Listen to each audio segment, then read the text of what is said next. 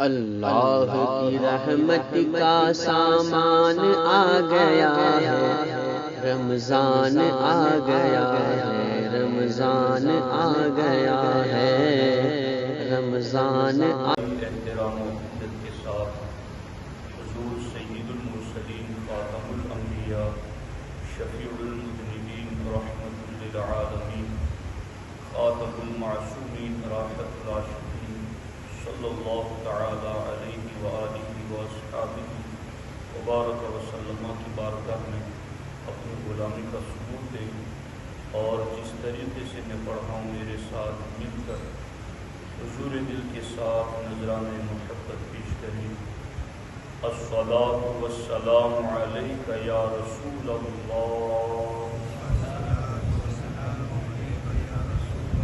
الصلاۃ والسلام علیک یا حبیب اللہ، الصلاۃ والسلام علیک یا نبی اللہ، وعلى آلك وأصحابك يا نور الله، صلی اللہ تعالی علیہ وسلم۔ دوستان محترم، اصلاح معاشرہ کے 9 قرآنی اصولوں پر ہماری گفتگو بعد نماز عصر چل رہی ہے۔ ان 9 اصولوں میں سے آج 5ویں اصول پر ہم گفتگو کا شرف حاصل کر رہے ہیں۔ اللہ جل مجدہ الکریم ایمان والے بندوں سے ارشاد فرماتا ہے، وَلَا تَلْمِزُوا أَنفُسَكُمْ، اور اپنوں کو تانا نہ دو۔ اور اس کا ایک دوسرا ترجمہ یہ بھی ہے، وَلَا تَلْمِزُوا أَنفُسَكُمْ، کہ خود کو تانا نہ دو، چونکہ تانا دینے سے اور کسی کا عیب بیان کرنے سے انسان کے اندر نفرت، عداوت اور دشمنی کا جذبہ پیدا ہوتا ہے، اور پھر آگے وہ نفرت بڑھتی چلی جاتی ہے اور وہ کئی خطرناک روپ اختیار کر لیتی ہے۔ اس لیے اسلام نے اپنے ماننے والوں کو حکم دیا ہے کہ اپنوں کو تانا نہ دو۔ اس سلسلے میں وَلَا تَلْمِزُوا میں جو لفظ ہے اللمز، عیب لگانا، عیب بتانا، تو اللمز کا معنی امام طبری نے بیان کرتے ہوئے ارشاد فرمایا، اللمز بالید والعین واللسان والاشارہ، یعنی عیب بیان کرنا یہ ہاتھ سے بھی ہوتا ہے، آنکھ سے بھی ہوتا ہے، زبان سے بھی ہوتا ہے، اور اشارے سے بھی ہوتا ہے۔ تو قرآن مجید کی اس آیت کا ترجمہ یہ بنا کہ تم ہاتھ کے ذریعہ بھی اپنوں کا عیب بیان نہ کرو، تم آنکھ کے ذریعہ بھی اپنوں کا عیب بیان نہ کرو، تم زبان اور اشارے کے ذریعہ بھی اپنوں کا عیب بیان نہ کرو۔ میں نے اس آیت کی کئی عربی تفسیریں دیکھی تو کئی عربی تفاسیر کے اندر میں نے ایک ہی بات سب جگہ یکساں اور برابر پائی۔ وہ کیا بات؟ وہ یہ بات ہے کہ وَلَا تَلْمِزُوا أَنفُسَكُمْ کا مطلب یوں بیان کیا گیا کہ تم خود کے عیب نہ ظاہر کرو، نہ بیان کرو۔ تو یہ کیسے ہو سکتا ہے کہ آدمی خود کے عیب بتائے؟ تو اس کا مطلب یہ بیان کیا گیا ہے کہ چونکہ تمام مومنین کی جو مثال ہیں وہ ایک جسم کی طرح ہے، جس طریقے سے جسم ایک ہوتا ہے مگر اس ایک جسم کے کئی حصے ہوتے ہیں۔ ایک جسم ہے، اس کے ایک حصے کا نام ہاتھ ہے، دوسرے حصے کا نام پاؤں ہے، سر ہے، زبان ہے، آنکھ ہے، جسم ایک ہی ہیں مگر اس ایک جسم کے حصے الگ الگ ہیں، اور ان تمام حصوں کے کام بھی الگ الگ ہیں، نام بھی الگ الگ ہے، اور شکل اور صورت بھی الگ الگ ہے۔ کہ جسم ایک ہے مگر تمام اعضاء کے نام جدا، کام جدا، اور سب کی شکل اور صورت بھی جدا۔ ہمارے آقا علیہ السلام نے فرمایا، اے میرے غلاموں، ایمان اور میری محبت کے رشتے کی وجہ سے جس طرح تمہارے ایک جسم کے تمام اعضاء ایک جسم کے ہیں، اسی طریقے سے میرا ہر غلام ایمان اور محبت رسول کے واسطے سے وہ ایک جسم ہی کی طرح ہے، ایک جسم کی طرح ہے۔ حدیث پاک سنیے، اللہ کے رسول علیہ السلام ارشاد فرماتے ہیں، تَرَى الْمُؤْمِنِينَ فِي تَرَاحُمِهِمْ وَتَوَادِّيهِمْ وَتَعَاطُفِهِمْ كَمَثَلِ الْجَسَدِ۔ اللہ کے رسول علیہ السلام فرماتے ہیں کہ ایمان والوں کو تم دیکھو گے کہ ایک دوسرے پر رحم کرنے میں، ایک دوسرے سے محبت کرنے میں، اور ایک دوسرے پر مہربانی کرنے میں کمثل الجسد، ایک جسم کی طرح ہوں گی۔ کہ ایمان والے محبت کرنے میں، مہربانی کرنے میں اور رحم کرنے میں ایک جسم کی طرح ہوں گے۔ تو ایک جسم کی کیا مثال ہوتی ہے؟ وہ کیسے آپس میں ایک دوسرے پر رحم کی مثال میں فٹ ہوتا ہے؟ تو ہمارے آقا علیہ السلام نے کتنی بہترین مثال دی۔ سرکار نے فرمایا، اذا اشتکا عضوا تداعى له سائر الجسد بالسحر والحمى۔ اللہ کے رسول علیہ السلام ارشاد فرماتے ہیں، تم دیکھتے نہیں ہو کہ جب ایک جسم کو کوئی شکایت ہوتی ہے، ایک جسم بیمار ہوتا ہے، تداعى له سائر الجسد بالسحر والحمى، تو جسم کا ایک حصہ اور ایک عضو تکلیف میں ہوتا ہے تو سارا جسم ہی بے چین ہو جاتا ہے، سارے جسم ہی کو بخار آ جاتا ہے، سارا جسم ہی بے قرار اور بے چین رہتا ہے۔ اور دوسری حدیث میں ہمارے آقا علیہ السلام نے ارشاد فرمایا، المؤمنون کرجل واحد، کہ ایمان والے ایک شخص کی طرح ہیں، اذا اشتکا عینہ اشتکا کلہ، کہ ایک شخص کی آنکھ میں اگر درد ہوتا ہے، اشتکا کلہ، تو پورا جسم ہی بے چین ہو جاتا ہے۔ وَإِنِ اشْتَكَى رَأْسُهُ اشْتَكَى كُلُّهُ، اور اگر کسی ایک شخص کا سر درد کر رہا ہوتا ہے تو پورا جسم ہی بے قرار ہو جاتا ہے۔ اب سرکار کے اس فرمان کا مطلب سمجھو۔ ہمارے آقا علیہ السلام فرماتے ہیں، تمہارے میں سے کسی شخص کا جسم لے لو تو اس جسم کا معاملہ یہ ہے کہ اس کے اعضاء پارٹس جدا جدا ہے، سب کے نام جدا، سب کے کام جدا، سب کی شکل اور صورت جدا۔ آنکھ کی الگ شکل ہے، اس کا کام الگ ہے، اس کا نام الگ ہے۔ کان کی شکل الگ ہے، اس کا کام الگ ہے، اس کی شکل و صورت الگ ہے۔ ہاتھ پاؤں نام الگ ہے، کام الگ ہے، شکل و صورت الگ ہے۔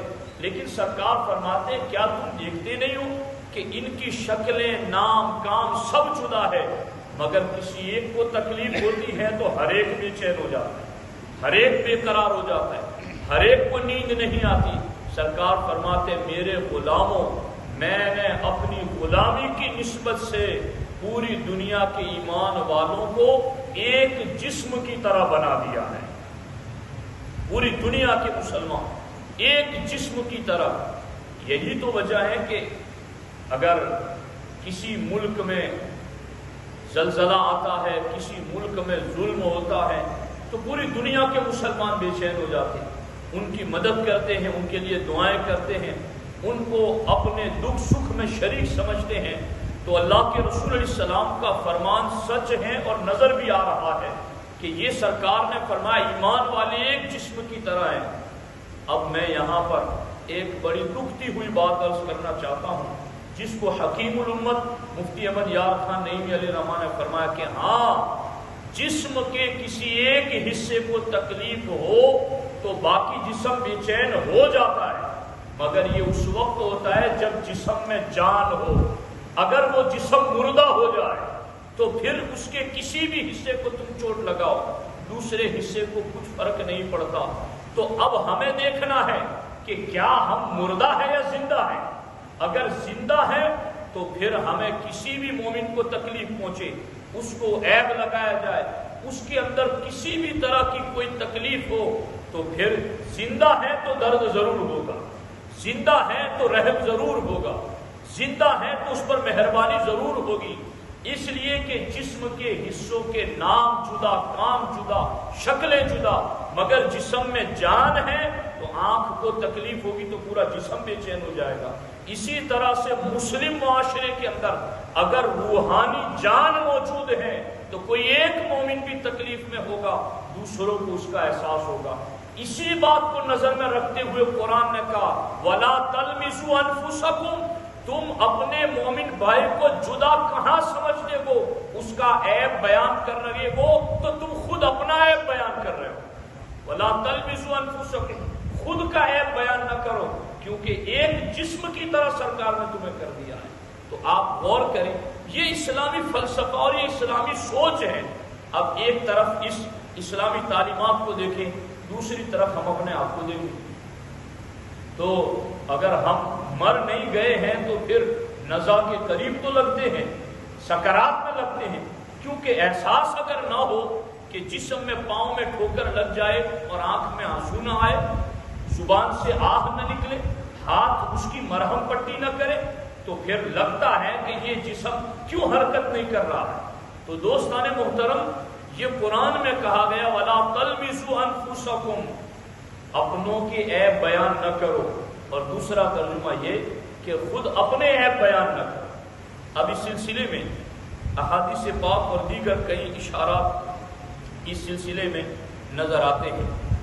یہ ایمان والوں کو یہ خطاب ہے، دھیان سے سننا. یہ جتنی بھی ساری باتیں ہوئی ہیں نا، یہ ایمان والوں سے ہوئی. باقی اگر کوئی ایمان والا نہیں ہے تو اس کے عیب تو خود قرآن نے بیان کیا.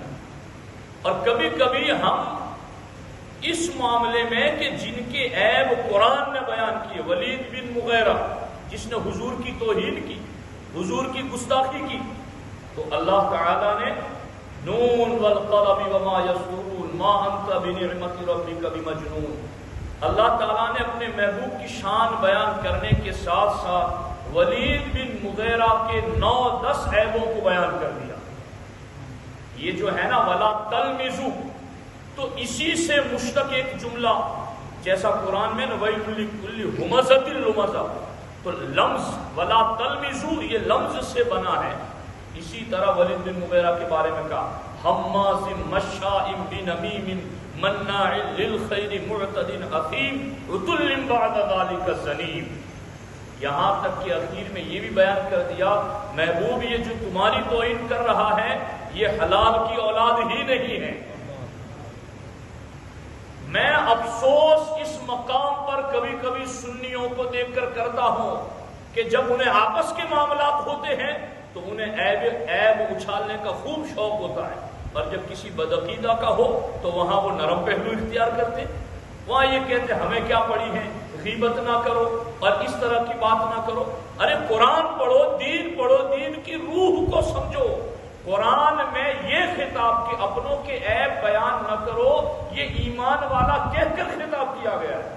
تو جہاں کرنا ہے وہاں ہم کر نہیں رہے، اور جہاں سے کہا گیا کہ وہاں عیب کو ظاہر کرنا کوئی گناہ نہیں ہے، بلکہ جس نے بدعقیدگی میں مبتلا ہو گیا، جو دین سے ہٹ گیا، اس کے عیب قرآن نے بیان کی. منافقون کی پوری صورت نازل ہوئی.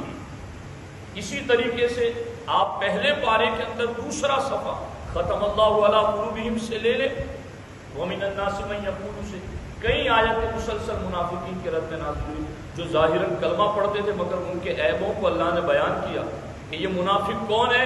وہ یہ کہتے ہیں کہ جب ان سے کہا جاتا ہے لا تفسدوا فی الارض، زمین میں فساد مت پھیلاؤ، تو منافق کیا کہتے ہیں انما نحن مسلمون، ہم فسادی تھوڑی، ہم تو اصلاح کرنے کے لیے آئے، ہم تو اصلاح کر رہے ہیں. اللہ تعالیٰ نے فرمایا الا انہم هم المفسدون، اے ایمان والو جان لو یہی فسادی لوگ ہیں.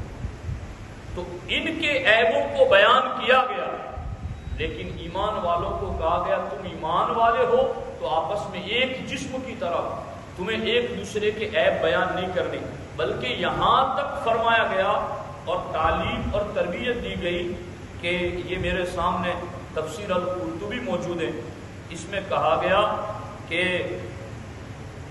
اللہ اکبر، فرمایا گیا من سعادت المرء ان یشتغل بعیوب نفسہ عن عیوب غیرہ، کہ کوئی نیک بخت سعادت مند خوش نصیب دیکھنا چاہتا ہے تو اس شخص کو دیکھیں جو لوگوں کے عیبوں سے زیادہ اپنے عیبوں پر نظر رکھتا ہے، تو وہ خوش نصیب ہے۔ یعنی معاشرے کو درست کرنے کے لیے اسلام کہاں تک جا کر حکم دیتا ہے کہ ایمان والوں کے عیب بیان نہ کرو، اور اگر تمہارا نفس تمہیں مائل کر رہا ہے تو پھر اسلام کہتا ہے تم اپنے عیبوں کو پہلے کمپلیٹ کرو، اپنے عیبوں کی طرف نظر کرو، تو تمہیں اوروں کے عیب نظر نہیں آئیں گے۔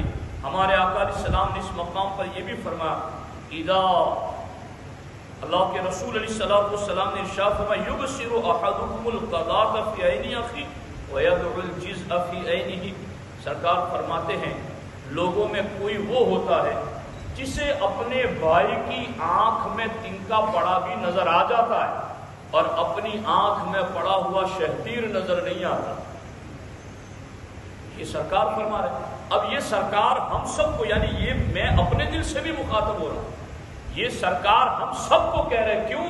اس لیے کہ تم اگر کسی کا عیب بیان کرو گے آگے وہ تمہارے عیب بیان کرے گا، ادھر سے بڑھو گے ادھر سے بڑھیں گے، تو پھر جب عیب بیان کیے جائیں گے دشمنی پیدا ہوگی، دشمنی مزید بڑھے گی تو پھر فساد، جھگڑا، لڑائی ہوگی۔ اور اسلام نہیں چاہتا کہ ایمان والے ہو اور امن میں نہ ہو، ایمان والے ہو اور سکون اور چین میں نہ ہو، تو اس لیے وہ ساری چیزیں جو امن اور اطمینان کے خلاف تھی اسلام نے اس پر پابندی لگائی کہ وہ اصول دیے اس پر عمل کرو تو بیماری کے بعد دوا کی ضرورت تو کیا بیمار ہی نہ ہونے پائے۔ تو یہ بہترین اصول اسلام نے عطا کیا۔ اب اس سلسلے میں قرآن مجید سے میں اس سلسلے میں شان نزول بھی آپ کے سامنے رکھتا ہوں، اور ایک چیز یاد رکھیں، صحابہ کرام نبی اور فرشتوں کے سوا کوئی معصوم نہیں۔ صحابہ کرام یا صحابیات میں سے خطائیں ہوئی ان سے، مگر ان میں سے ہر ایک دنیا سے اسی حالت میں یقینی طور پر گیا کہ اللہ تبارک و تعالیٰ نے ان سے راضی ہونے کا اعلان فرما دیا۔ اب صحابہ کرام سے جو کچھ ایسے معاملات ہوتے ہیں تو اس کی ایک حکمت یہ بھی ہوتی ہے کہ یہ قرآن اور سنت تھیوری ہے، بعد والوں کو پریکٹیکل کیسے سمجھ میں آئے گا کہ کیا ہوا تھا تو کیا کیا گیا۔ تو اس لیے صحابہ کرام کو دین اور شریعت کے عملی نفاذ کا ذریعہ بنا کر قیامت تک آنے والی امت کے سامنے ایک آئیڈیل رکھ دیا گیا۔ تو اب صحابہ کی بات آئے تو دل میں میل نہ آنے دے، بلکہ اسی جہت سے ان کی بات کو سنیں۔ حضرت سیدہ ام المومنین سیدہ حفصہ رضی اللہ تعالی عنہ نے ایک مرتبہ حضرت صفیہ سے یہ کہہ دیا کہ آپ تو یہودی کی لڑکی ہو۔ اب جب انہیں یہ کہا کہ آپ یہودی کی لڑکی ہو انہیں برا لگا۔